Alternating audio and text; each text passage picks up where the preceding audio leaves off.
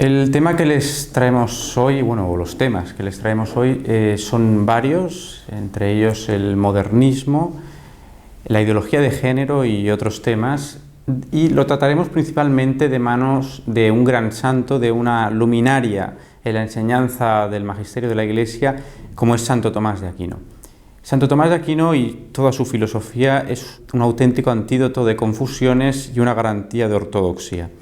De tal forma que para hablar de Santo Tomás contamos con don Enrique Martínez, que es nuestro invitado de hoy. Don Enrique es doctor en filosofía, ha estudiado en la Escuela Tomista de Barcelona, formado por el profesor Francisco Canals, es miembro de la Pontificia Academia de Santo Tomás y es director del Instituto Santo Tomás en Valmesiana. Pues le damos la bienvenida y espero que tenga bien responder a nuestras preguntas. Muchas gracias, encantado de estar con todos vosotros. Quería comenzar especialmente por la Iglesia y por la crisis que encuentra su origen ya en los mismos seminarios donde se forman y se supone que deben de profundizar en la fe para guiar al pueblo de Dios como buenos pastores, ¿no? Es un hecho cierto que se han abandonado hoy pues, las enseñanzas de Santo Tomás en pos de otros autores que en el mejor de los casos no son tan claros. ¿Cómo afecta esa deficiencia en la formación tomista de cara al futuro clero? Vamos a ver. Decías, vamos a empezar por la Iglesia, y esto es fundamental. La Iglesia es madre y maestra. Por tanto, una de sus misiones fundamentales es enseñar. Y quien está destinado a enseñar dentro de la Iglesia son los obispos, son los sacerdotes, que tienen esa misión fundamental, la de la enseñanza. La Iglesia, cuando hablamos de magisterio de la Iglesia, fundamentalmente estamos refiriendo a una enseñanza, ¿no?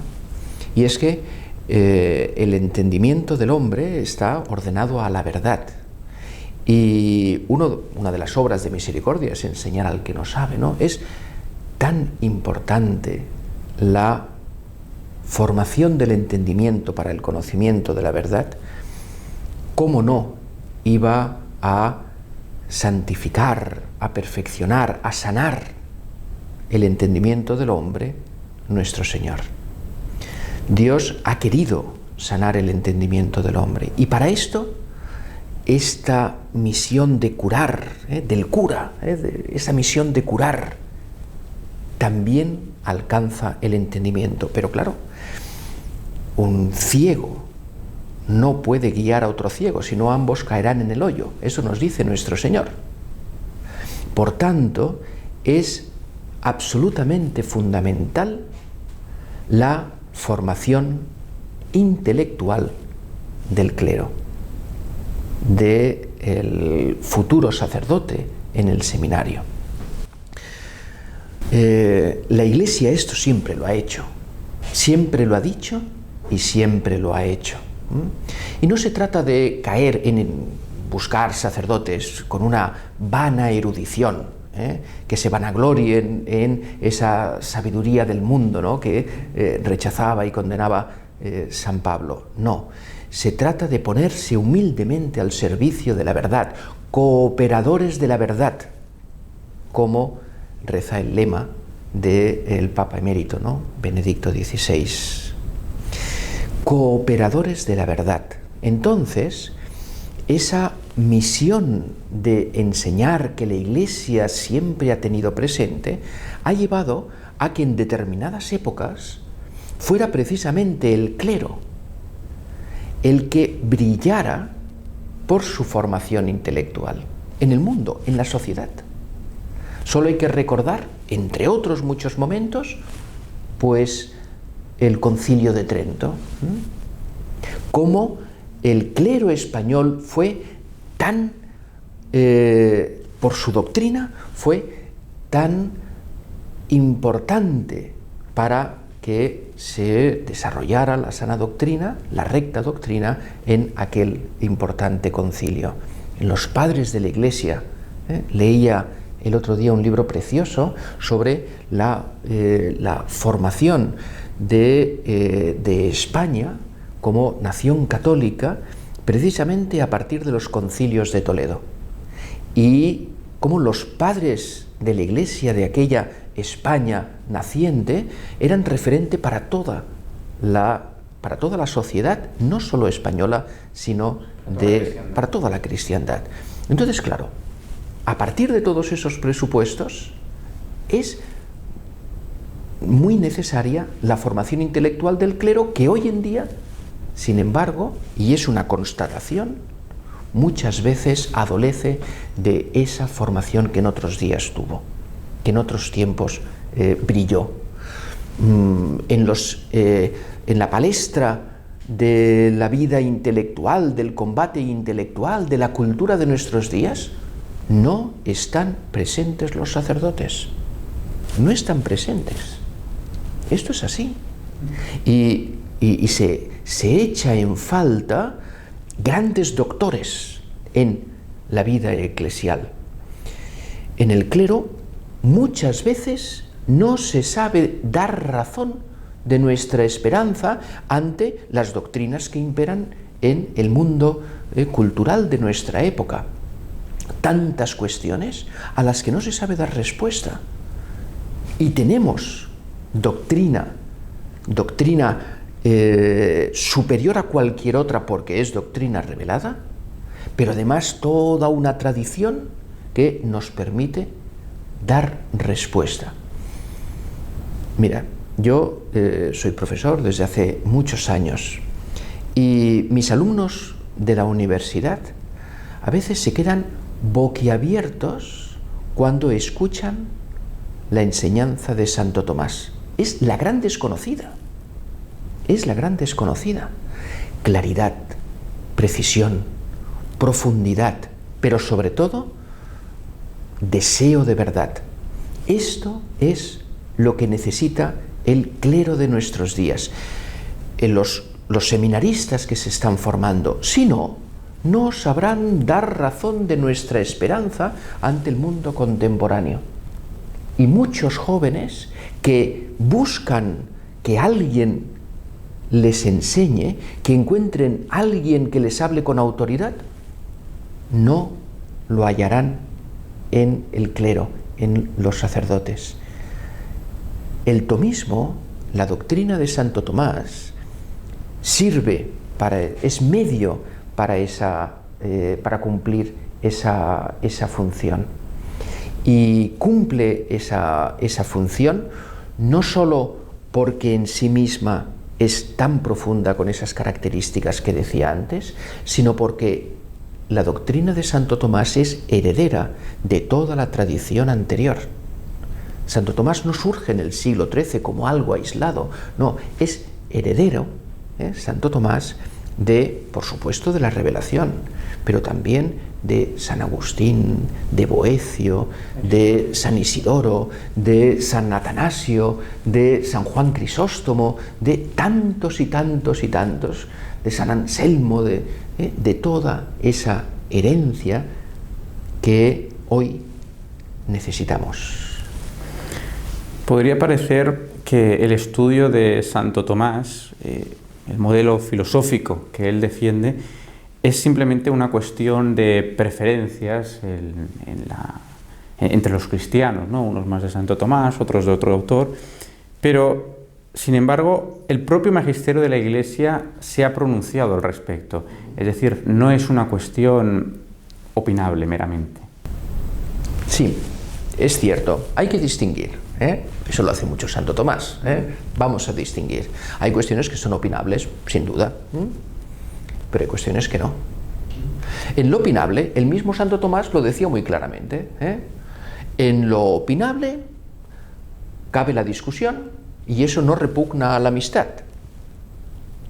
Los amigos pueden discutir de cosas opinables y eso no hace daño a la amistad, dice Santo Tomás.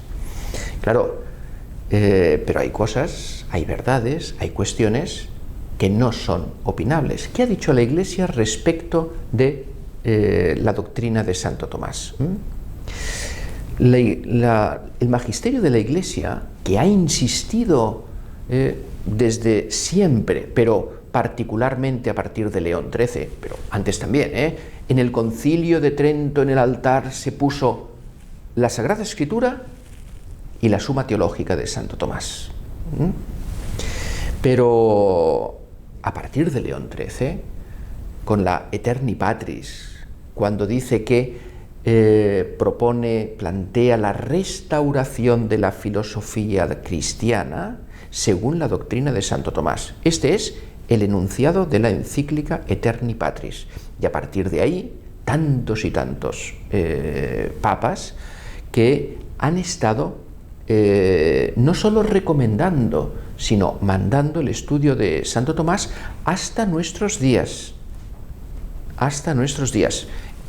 El último documento que manda el estudio de Santo Tomás es el decreto para la reforma de las facultades eclesiásticas de filosofía, y sigue diciendo lo que ya decía Optatam Totius en el Concilio Vaticano II para la formación del clero, en donde el único autor que menciona como aquel al que hay que seguir es Santo Tomás de Aquino. Pero fue San Pío X el que con toda claridad dijo: algunos, cuando se ha mandado seguir a Santo Tomás, o decía él principalmente a Santo Tomás, han considerado que no desobedecían si explicaban doctrinas contrarias a Santo Tomás, porque se había dicho principalmente. Esto plantea San Pío X esta objeción, y él mismo responde: nada más lejos de nuestra intención. Lo que nosotros decimos, decimos es que hay que seguir obligatoriamente a Santo Tomás en aquello que en él es capital, en lo que es capital, porque esto es lo que pertenece al patrimonio perenne de la Iglesia. Claro, lo que en Santo Tomás es capital pertenece al patrimonio perenne de la enseñanza de la Iglesia. Y entonces pone un ejemplo: lo creado. Las afirmaciones de Santo Tomás acerca de la creación, acerca de la condición de la criatura, son fundamentales para poder entender a Dios, en la medida en que nosotros lo podemos entender, porque nuestro conocimiento racional acerca de Dios parte de las criaturas, las famosas 5 vías, el movimiento, la causalidad, la contingencia y lo necesario, los grados de perfección, el orden que hay en el universo, el orden, ver las estaciones, el orden que hay en la naturaleza. Es a partir de ahí. Si hay un error grave en la comprensión de la naturaleza, habrá un error grave en la comprensión de Dios como creador. Por eso, estas cuestiones, dado que son necesarias para la adecuada comprensión, según puede llegar la razón a comprender a Dios, pues si hay esos errores, entonces habrá también una... Por eso la Iglesia ha enseñado que hay que seguir obligatoriamente en lo que es capital a Santo Tomás, y en lo que es de escuela también lo dice, en lo que es propio de escuela, pues entonces se dispute siempre manteniendo la unidad en la caridad, como decía San Agustín. Pero ¿por qué San Pío X, siguiendo con San Pío X, habla de que especialmente no hay que apartarse Santo Tomás en asuntos de metafísica? Sí, la frase de San Pío X, que esto lo afirma en Paccendi y luego en el motu proprio Doctoris Angelici, poco antes de morir, dice: a los profesores de filosofía y de teología que no se aparten de Santo Tomás principalmente en metafísica, porque apartarse de Santo Tomás en esto no sería sin grave perjuicio, sin grave daño. Eso es lo que afirma, ¿no? ¿Cuál es el daño? Bueno, pues esa errónea comprensión de Dios. Y aún más, porque esto es del orden filosófico, pero ya afirma Santo Tomás que la fe presupone la razón. Esto es muy importante. Cosa que no hacen los protestantes, por ejemplo. Claro, el fideísmo propio del mundo protestante y de muchos otros ámbitos, del modernismo, por ejemplo, el fideísmo no presupone la verdad que puede conocer la razón. Y es muy importante, es absolutamente fundamental. La gracia no destruye la naturaleza, sino que la perfecciona. Y por eso la fe presupone la razón. Por eso es tan importante esa formación intelectual, racional, filosófica. Entonces, como la fe presupone la razón, la teología presupone la filosofía. Cuando no hay una recta filosofía, la teología se ve profundamente afectada. Profundamente. Hoy mismo escuchaba una homilía a un muy buen sacerdote, pero que pues no sé dónde habrá recibido la formación filosófica y teológica, pero ha dicho algo, un error fundamental de orden filosófico respecto del amor a sí mismo y el amor al prójimo. Entonces, primero el amor al prójimo, decía, y después el amor a sí mismo. Esto es filosóficamente erróneo.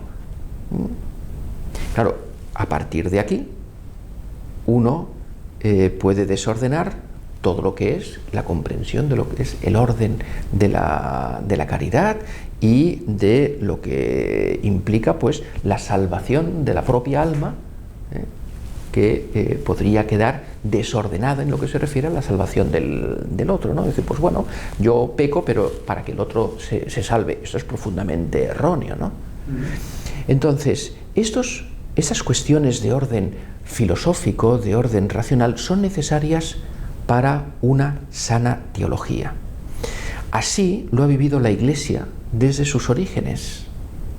Por eso es el discurso de San Pablo en el Areópago, o es lo que sucede en los primeros concilios. Los primeros concilios hacen uso de la filosofía de su época y gracias a ese vocabulario, a esos conceptos filosóficos griegos, el concepto de hipóstasis, el concepto de ousía, el concepto de physis, etc., substancia, persona, naturaleza.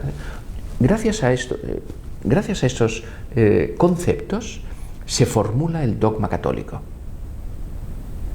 Y por eso tenemos, bueno, pues concilio de Nicea, concilio de Constantinopla, concilio de Éfeso, concilio de Calcedonia, esos grandes concilios que hacen uso de los conceptos filosóficos para la formulación del dogma.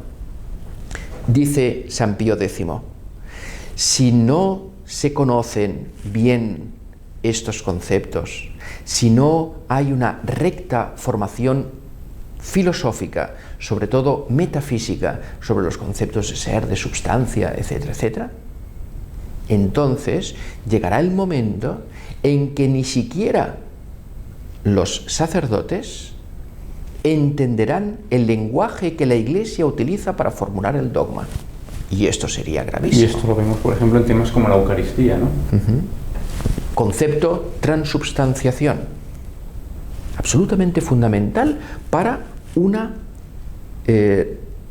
recta, clara y precisa enseñanza del dogma.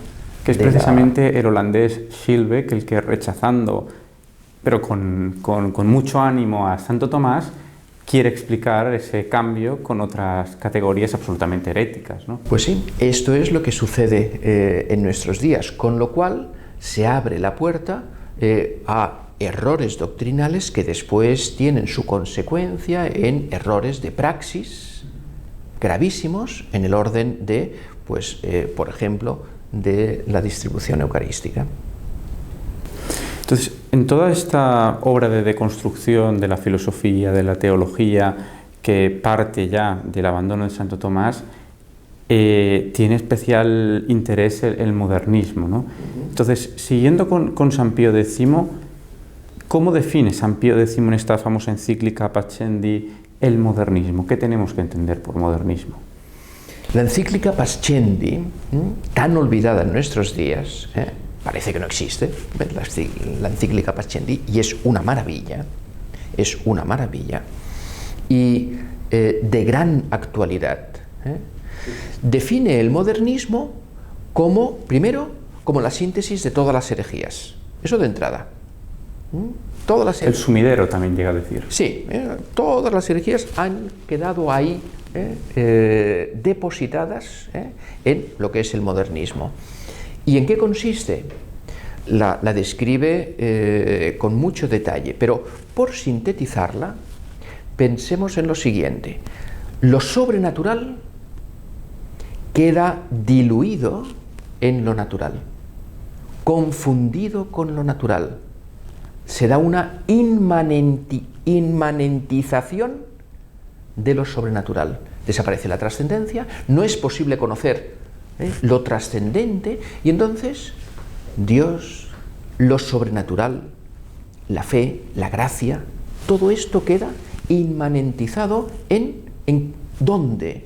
En la propia conciencia subjetiva, en el propio sentimiento, y entonces la fe, la religión, el dogma es algo que, bueno, pues relativo, subjetivo, y una de las consecuencias más claras del modernismo en el orden práctico a nivel doctrinal es que el dogma, primero, se afirma como algo subjetivo, y por tanto puede, incluso debe, cambiar el dogma y la moral.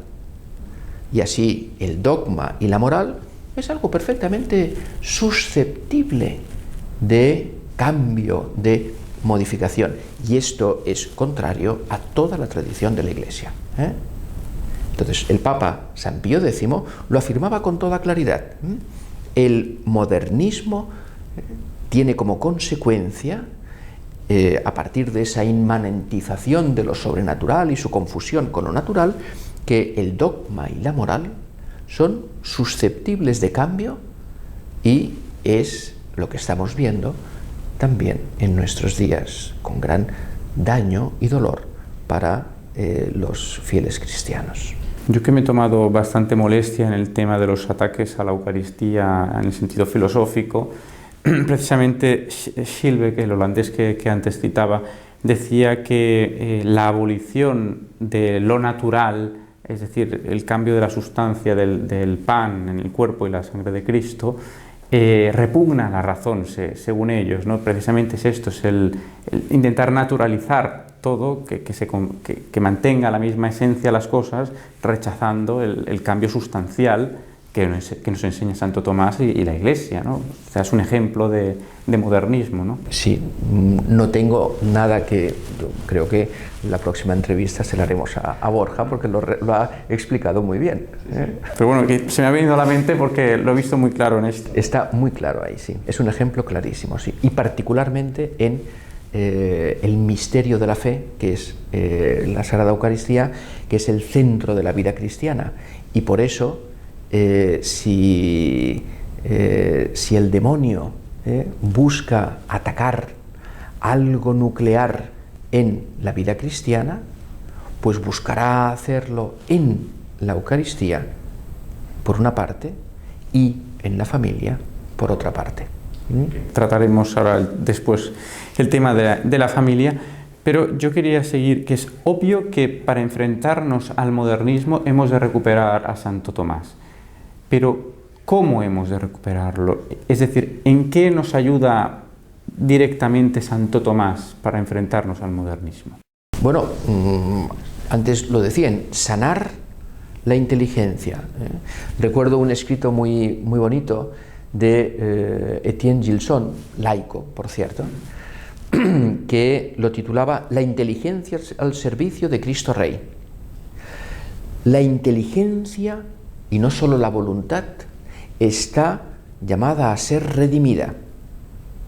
Por tanto, la doctrina de Santo Tomás está ordenada a iluminar la inteligencia. Pero iluminar la inteligencia no bajo digamos, un espíritu intelectualista. La Iglesia no necesita pedantes, hablando así, con claridad. La Iglesia no necesita pedantes. La Iglesia necesita santos. Pero necesita santos en donde su inteligencia esté iluminada por la verdad. Y esta verdad que ilumina la inteligencia es la misma que luego enardece el corazón.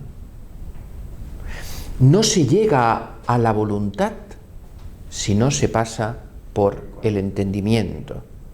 Para llegar a la voluntad y al corazón hay que pasar primero por la inteligencia. Es la verdad la que después mueve a obrar y a vivir en verdad.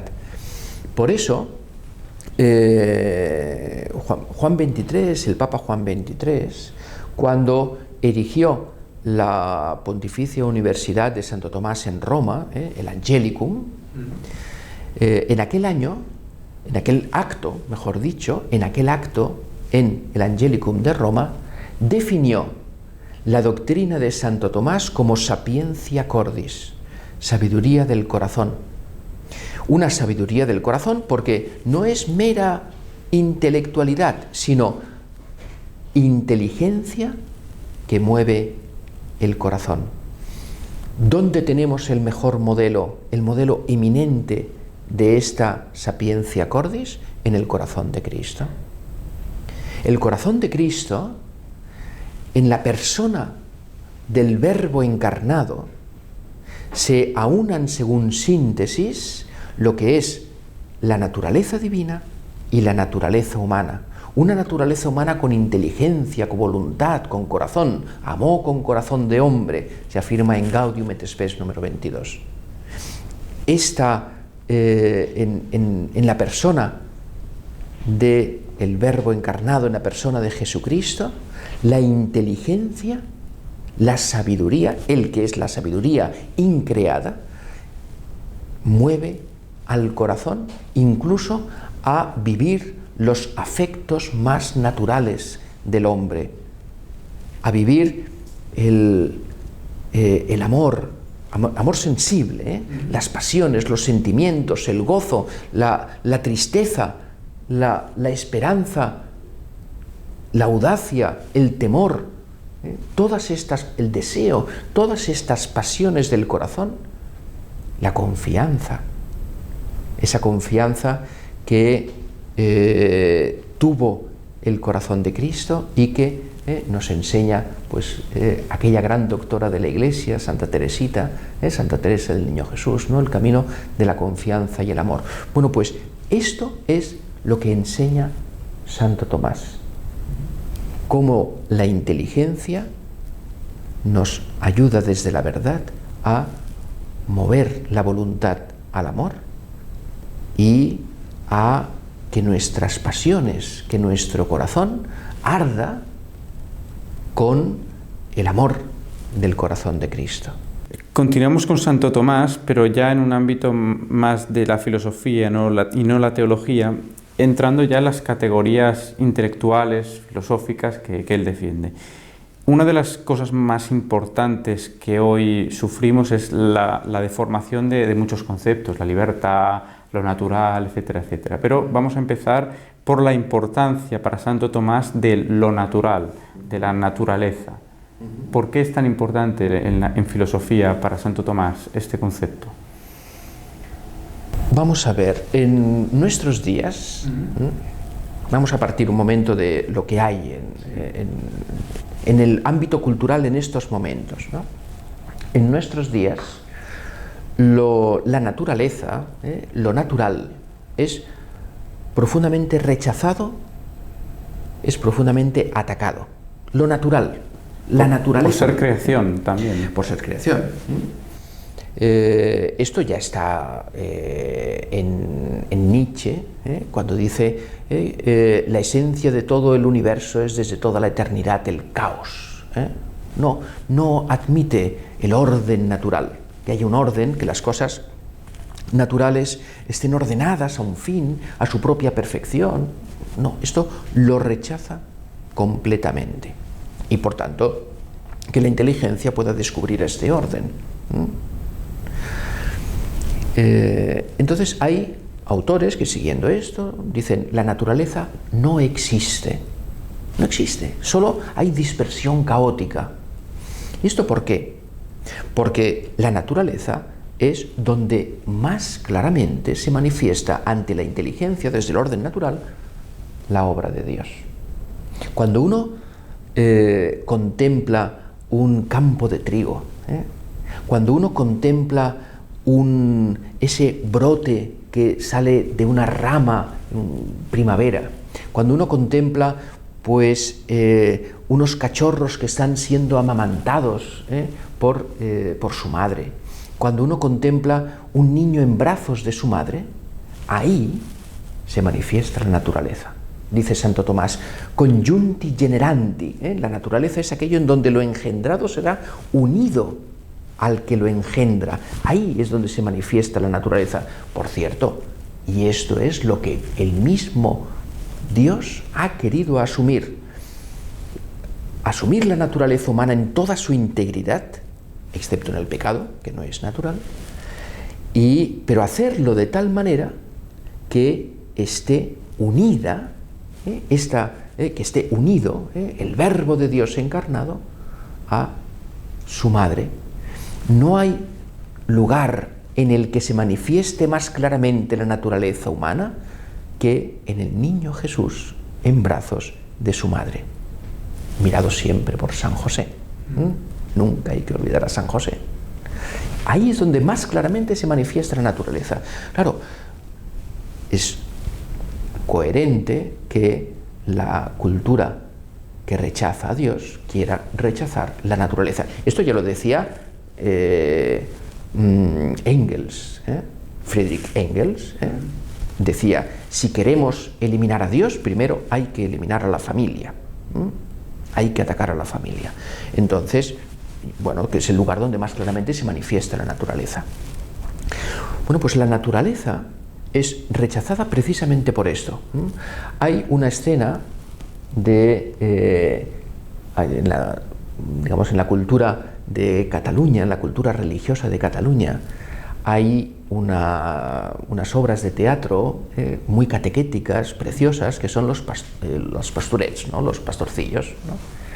Entonces hay una de ellas, del doctor Pàmies, que ponen un diálogo entre Satanás y el arcángel San Miguel. Y entonces Satanás le dice a San Miguel, mira, ¿tú crees que Dios nos ha creado por amor? Dice, pero esto es falso. Dice, hemos sido creados por azar. Esto aparece en un poco en la línea de Nietzsche, ¿no? Por el caos. Es esto. Entonces, claro, ante esto hay que recuperar el verdadero concepto de lo que es la naturaleza para saberla contemplar y a partir de allí disponernos para contemplar lo sobrenatural. Ahí está la importancia, y donde más se manifiesta, como decía, es precisamente en la familia.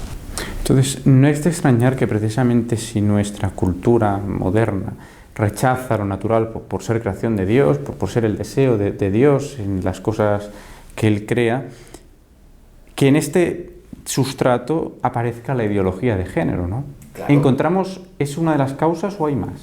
Bueno, fundamentalmente, la ideología de género surge por este rechazo de lo natural que es sustituido por el azar. Dice un autor que el Clement Rosset, que es nihilista, un lacaniano, que el azar que sustituye a la naturaleza es creativo. construye la realidad, construye lo que uno quiere ser. Entonces, no se trata de lo que uno es, sino de lo que uno quiere ser. No hay ningún referente y uno puede ser lo que quiera. Es una autorreferencialidad permanente. Sí, pero por pura voluntad. Pura voluntad. Es la voluntad de poder de Nietzsche. Entonces, claro, precisamente la ideología de género consiste en que uno es lo que quiere ser. El sexo, tener la configuración sexual que uno quiera tener, al margen completamente de la naturaleza, pero precisamente porque esa es la manera de oponerse al Dios creador. Por eso dices, ¿y hay alguna causa? Dice Santo Tomás que aquellas cosas que son contrarias a lo evidente, a lo natural, y esto, o sea, la ideología de género es claramente contraria a lo que es evidente, a lo que es natural, dice, pueden darse por dos razones. O bien por haberse hecho un lío a nivel de argumentos sofísticos, haber caído en las redes de los argumentos sofísticos, esto se da ciertamente, por eso es tan importante la formación intelectual, pero y eso se ve en profesores de facultades de filosofía eclesiásticas, en profesores de teología, en sacerdotes que no conocen bien la argumentación para rechazar, por ejemplo, la ideología de género, y ahí el concepto de naturaleza es absolutamente fundamental. Pero luego hay otra razón más profunda, y es, dice Santo Tomás, por protervia, por un odio hacia Dios y hacia las cosas de Dios. Sí, exacto, sería esa hibris de los griegos, ¿no?, en donde uno se rebela contra Dios, pero esto es satánico. Esto es satánico. Entonces aquí hay una causa preternatural de que es lo que se ve en esa obrita, ¿no?, catequética para niños y familias, ¿no?, de los pastorcillos, ¿no?, que comentaba antes. Es Satanás el que quiere confundir respecto de lo que es natural para sustituirlo por sé lo que tú quieras ser. No te sometas, non serviam. Exactamente esto es lo que está sucediendo con la ideología de género. Por eso, ante esta segunda causa más profunda, no basta la formación intelectual. Ante esa causa solo cabe una respuesta, y es la de la Santísima Virgen. He aquí la esclava del Señor. Esa ha mirado la humillación de su esclava. Solo el camino de la humildad ante Dios creador, Dios redentor, Dios que es Señor de la historia y que todo esto lo permite para sacar aún un mayor bien que esperamos que llegue cuando pues el Señor quiera pues cambiar toda esa situación en el reino de Cristo que anunciaba Pío XI en Quas Primas. Pues esto es lo que Dios permite precisamente, pues eso, como digo, pues para sacar un mayor bien. Solo el camino de la humildad ante Dios nos puede salvar. La familia que antes mencionaba es desde luego el cuerpo intermedio entre el individuo y el Estado fundamental, absolutamente fundamental. Es el semillero de virtudes, es el fundamento de la moral del personal y nacional.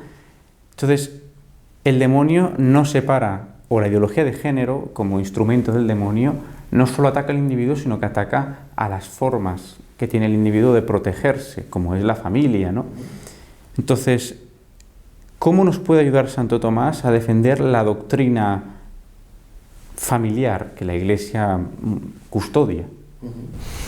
Cuando Santo Tomás habla del matrimonio, explica que el matrimonio es natural porque a él se inclina la naturaleza para el bien de la prole, ¿no? Y entonces es cuando dice que el matrimonio no solo está ordenado a la generación de la prole, sino a su promoción hasta el estado perfecto del hombre en cuanto hombre, que es el estado de virtud, y eso es la educación, ¿eh? La educación lo que busca es esa promoción de los hijos hasta la virtud, hasta el estado de virtud, ¿no? Bien, entonces Santo Tomás pone claramente el matrimonio como algo natural y por tanto la familia. Esto lo recoge el Papa que mencionaba hace un momento, el Papa Pío XI, en una encíclica preciosa sobre la educación, que es la Divini Lius Magistri. Y recoge toda la doctrina de Santo Tomás como se hacía tradicionalmente. Entonces, esta condición natural del matrimonio viene precisamente por las inclinaciones naturales. Dice Santo Tomás, cuando habla de la ley natural, que el hombre tiene una inclinación natural común a todas las substancias, que es a la conservación del propio ser. Por eso es contrario a la ley natural el suicidio, el aborto, el homicidio del inocente, etc. Todas estas formas. Dice después, es también una inclinación natural que tiene todo hombre, aquella que es común a los animales, que es a algunos animales, que es a no solo la generación, sino también luego la crianza y educación de la prole. Incluso hay animales que hasta durante un tiempo pues, se va como enseñando hasta que ya vuelan, etc., ¿no? Y entonces dice, y luego hay una inclinación natural que es propia, exclusiva del hombre, a conocer la verdad, sobre todo en lo que se refiere a Dios, conocer la verdad acerca de Dios y a vivir en sociedad. Entonces, la familia forma parte de esta inclinación natural a la generación, crianza y educación de la prole, por una parte. Y por eso los padres son los principales educadores de sus hijos. Esto es fundamental. Los padres son los principales educadores de sus hijos. No el Estado. No el Estado. Este es el tema de la Divini Lius Magistri de Pío XI. Entonces, también esto que es propio y exclusivo del hombre, que es conocimiento de la verdad acerca de Dios y vivir en sociedad. La familia es absolutamente fundamental para la vida social, para la vida política, para la comunidad política. Básica de la Sin ella, la sociedad se desmorona. Solo hay que ver, pues, nuestra querida España, que tantos desde América la miran con cariño, pero que en lo que se refiere a la familia está profundamente herida, profundamente dañada. Entonces, ¿qué futuro se espera para un país que no tiene hijos, que no tiene matrimonios? Esto es terrible. No hay futuro para ese país, para esa nación. Entonces, vivir en sociedad, y la familia está ordenada a servir a esta sociedad, a esta comunidad política, pero con una finalidad, para conocer la verdad acerca de Dios. Porque lo fundamental es que el hombre se salve. Y la familia, la vida humana, la familia, la comunidad política, todo esto se ordena a que podamos conocer la verdad acerca de Dios. Por eso es tan importante... El bien común supremo. Es el bien común supremo de la comunidad política y de la familia. Entonces, por eso, en el ámbito social, no se puede callar la verdad acerca de Dios. Ni en las familias, ni en las escuelas, ni en las sociedades, ni en los parlamentos. En lo que decía San Juan Pablo II, abrid de par en par las puertas a Cristo, también en los parlamentos, también en las legislaciones. Esto es necesario para la salvación de los hombres. Estoy recordando ahora mismo un reflejo de esa ordenación correcta de la sociedad, que es en el Parlamento británico, incluso actualmente, una parte del Parlamento la tienen reservada a los obispos, para recordar, supuestamente, al resto de diputados lo que dice la Iglesia, lo que piensa la Iglesia. Pues finalizando con este tema, me gustaría concluir con la importancia de la oración litúrgica en Santo Tomás, que yo creo que la oración más conocida de Santo Tomás es el Adoro te devote, ¿no?, que expresa muy claramente su filosofía o la comprensión de la realidad que él tenía, ¿no? Sí, esto además es oficio de corpus, Santo Tomás precioso, que pues muchos fieles cristianos pues conocen y cantan, ¿no?, pues cuando se expone el Santísimo Sacramento, cuando se reserva, ¿no?, el Tantum Ergo, Pangelingua, que es la misma, las tropas finales, etcétera. Todo esto que fue a petición del Papa, que le pidió a Santo Tomás que lo compusiera. Además, Santo Tomás, cuando al final de sus días dice que somete todo lo que ha escrito a la autoridad de la Iglesia, por si en algo hubiera errado, dice sobre todo en lo que se refiere a este Santísimo Sacramento, porque era lo que más le preocupaba, ¿no? Entonces, esta oración litúrgica parte también de una inclinación natural.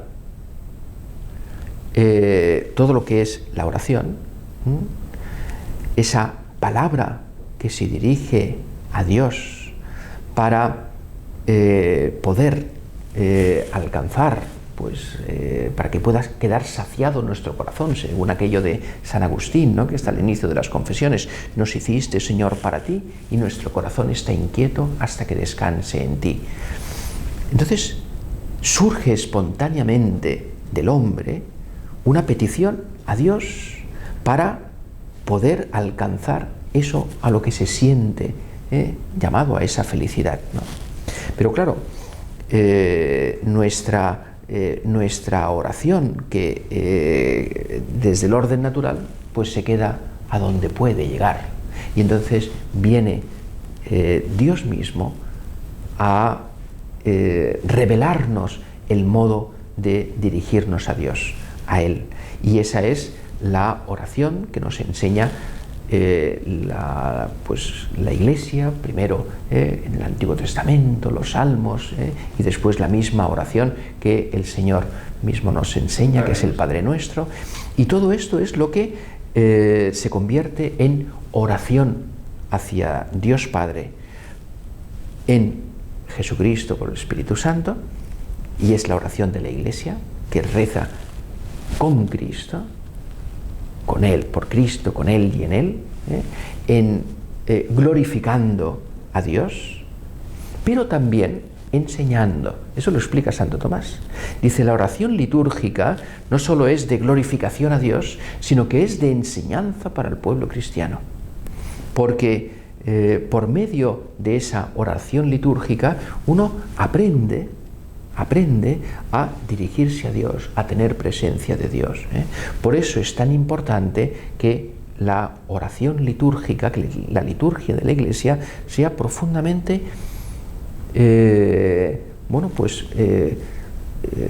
introductora del misterio. Por eso tiene especial importancia la misa, ¿no? Porque la Santa Misa es la mayor oración litúrgica, aparte del Santo Sacrificio, pero es la mayor oración litúrgica que puede hacer la Iglesia, ¿no? Sí, sí, y de ahí la importancia de celebrarla bien, de celebrarla como enseña la Iglesia secularmente, para vivirla como, ese introducirnos al misterio de la fe, que es la Eucaristía, y entonces poder dar gloria a Dios y servir también a muchos, no solo ya con la enseñanza en las aulas, sino desde el altar.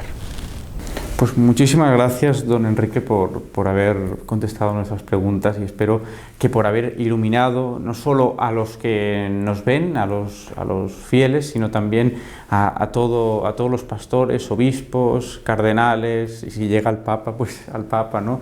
A todos aquellos que están encargados de dirigir la Iglesia, para que nos muestren la recta doctrina y la buena filosofía, y la Iglesia y la sociedad pueda mejorar y salir de esta etapa de grave crisis en la que estamos. Muchas gracias por su atención.